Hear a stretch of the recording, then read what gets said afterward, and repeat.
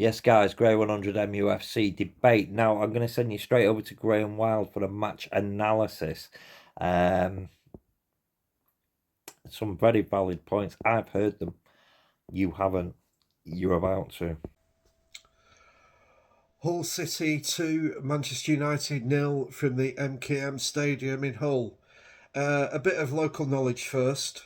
MKM is a building services company that was founded in 1995. And not a lot of people know that.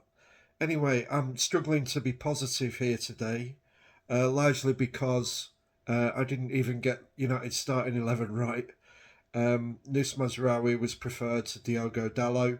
Aman had a knock, so Mateus Cunha got the nod, and Aidan Heaven started ahead of Lisandro Martinez. Hull played a back five. Nobel Mendy was the extra defender and started instead of Lucas Gorna Duarte, who was on Hull's expected starting lineup. Where did United fail? Wow. Mainly in the first half, United failed to match Hull City's intensity. They were second to a lot of balls.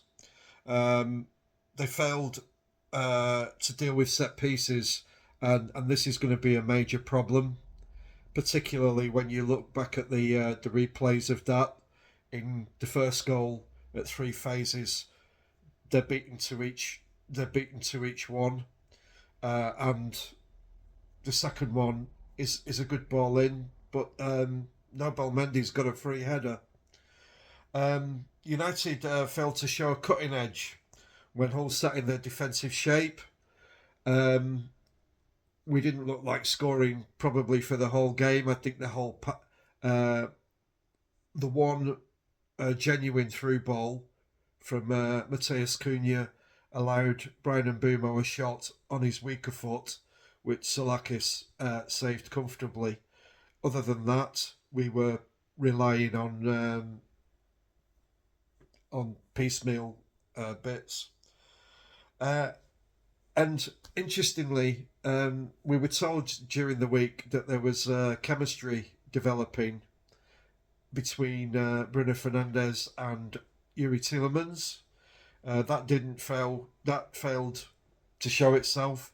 In fact, there was very little chemistry between any of the forward players, and that's why I'm sure we allowed Hull to keep a clean sheet, despite the fact that United's XG was greater at 1.81 than Hull's 1.26. But it just shows you if you're good at set pieces, you can create opportunities. United had 39 crosses into the box. How many of them were poor? And Hull's were better. They got two right and scored from them. United had 71% possession, which is something that another YouTuber wanted. Possession. Don't want Carrick on counter-attacks. I want to win, mate. If you want to see pretty football, go and play Baller League. Sorry, diverting again there. Shouldn't really comment on him. Wayne Rooney's new best mate. As a curtain raiser, it doesn't get worse than that. I think the problem for me is the defence showed its weaknesses again. It was a problem last season, but we compensated for it because we scored a lot of goals. Today, I think, is the first game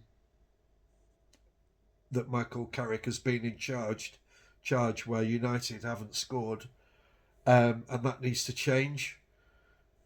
Particularly if you're not defending set pieces like that, because if Hull can do it in 96 to 100 minutes, every team in the league can take advantage of it, and they've got to improve that straight away.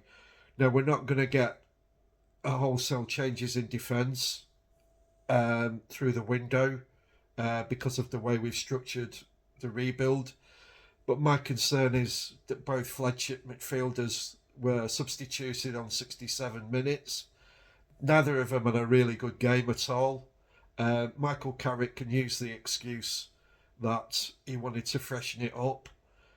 But at some point, Yuri Tielemans and Andre Santos are going to have to work because they're only going to get help from the incoming Carlos Baleba and Kobe Mainu. And it just shows today when Bruno Fernandes doesn't contribute. Bruno Fernandes had a poor game. Creatively, we're not at it enough. Nobody really steps up. It was good to see Shea Lacey get game time, but he shouldn't be coming on 2-0 down trying to retrieve something.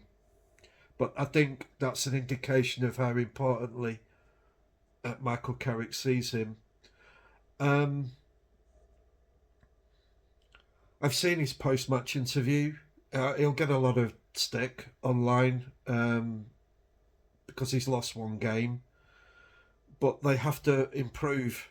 And the game against Ipswich has now become big.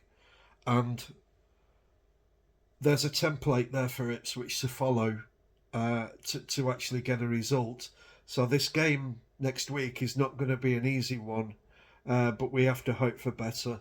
Yes, guys, so that was Graham Wilde. Thank you very much, Mr. Oracle Graham Wilde. Now, if you agree with Graham, get in the comments and say so. If you disagree with Graham, get in the comments and say so. Discuss Hull City versus Manchester United. Discuss the rest of the season. Harry Maguire and Senny Lamans, probably our two best players today. The rest of the squad, were they even worth talking about? Possibly not. Yeah, so